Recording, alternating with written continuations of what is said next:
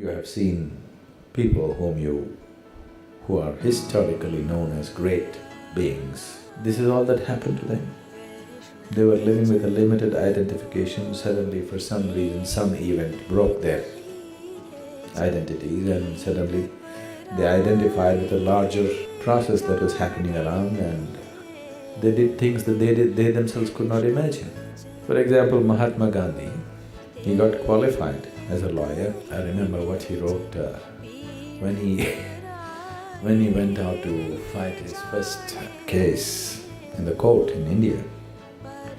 He says, "I stood up to argue my case and my heart sank into my boots." Does that sound like Mahatma Gandhi? The man just moved millions of people, just one incident. Suddenly his old identities broke. He went to South Africa to make a living, and he was doing okay as a lawyer.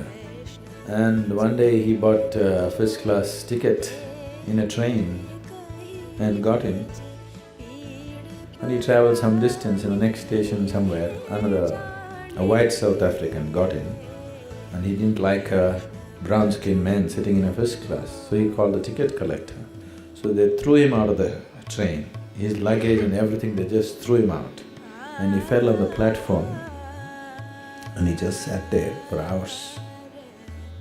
Why did this happen to me? I bought a first-class ticket, why am I thrown out of a train? Suddenly he identified with a much larger problem that existed, and he became a colossus.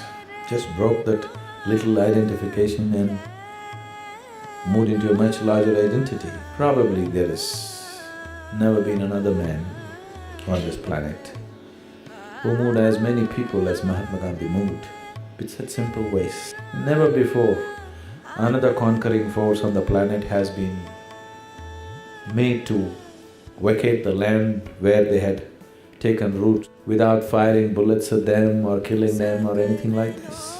See, shooting at the soldiers who are carrying guns is one thing. Throwing bombs at them is another thing.